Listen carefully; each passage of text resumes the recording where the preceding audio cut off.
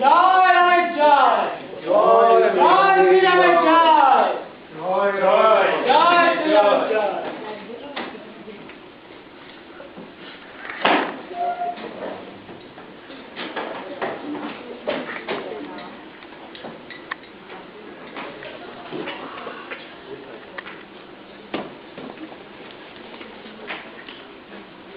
কাল রাত্রিরে একটা চমৎকার স্বপ্ন দেখলাম কি রাবণ বেটা একটা লম্বা তাল গাছে চড়ছে চড়তে চড়তে একেবারে পা পিছলে কপাচ্ছ মোমাচ্ছ।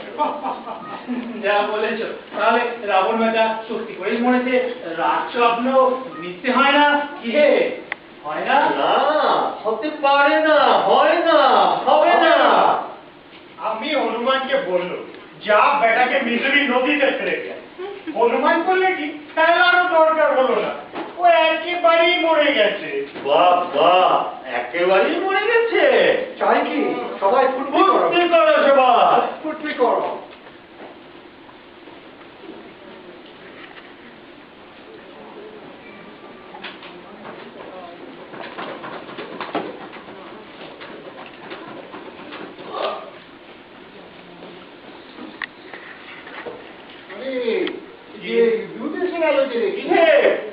খবর কি?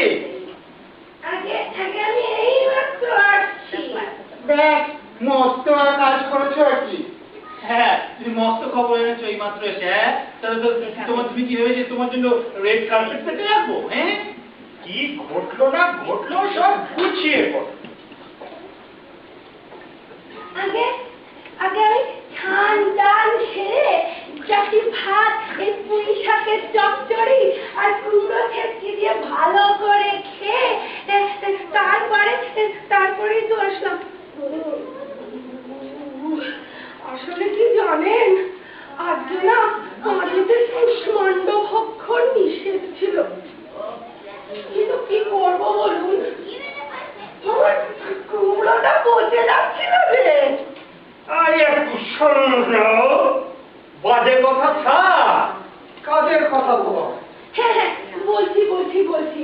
আমি ভাতটা খেয়ে মাত্র 2 কি 3 ঘন্টা জিরিয়ে নিয়ে সেখানে গিয়ে কি দেখলুম জানেন? সেখানে গিয়ে দেখলুম সে মহাঢাক ঢোল বাজছে, চারিদিকে সাধু সাধু রব, আর শুনতে পেলুম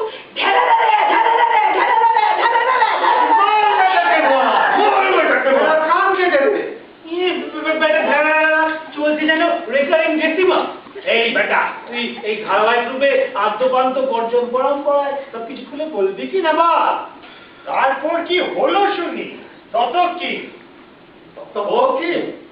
তারপর আসিছে রাবণ, বাজে ঢকঢোল, মহা ধুমধাম, মহা হট্টগোল।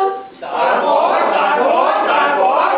শঙ্খ হুলাহুলি আর সানাই নিঃসন, করতাল ঝনন আর অস্ত্রের শনন। তারপর লাখো লাখো সৈন্য চলে সাথে সাথে, উড়িছে পতাকা সম্মুখে পশ্চাতে।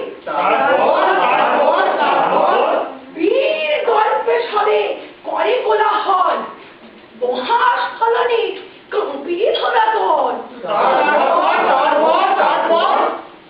তাহাদের রুদ্র প্রতাপের চোটে ভয়ে প্রাণ উড়ে পিলে চমকে ওঠে।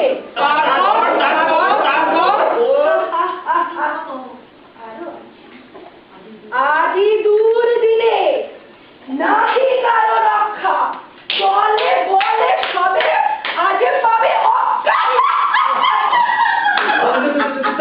তারপর চুপ কর, মুখ সামনে কথা বলিস।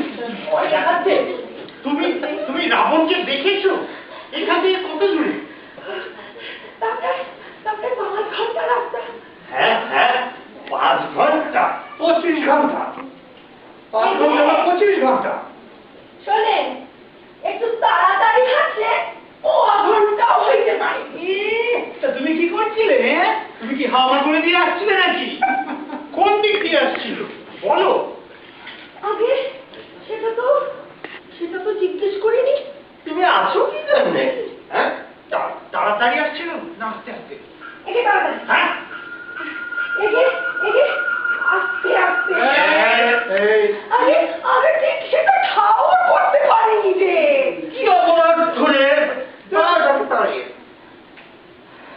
মন্ত্রীমশাই, আরে ও মন্ত্রীমশাই, আরে একটা কথা শুনুন।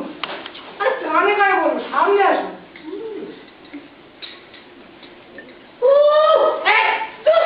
মানুষ কোথাকার, তোর দাড়িতে ভারী গন্ধ বাবা।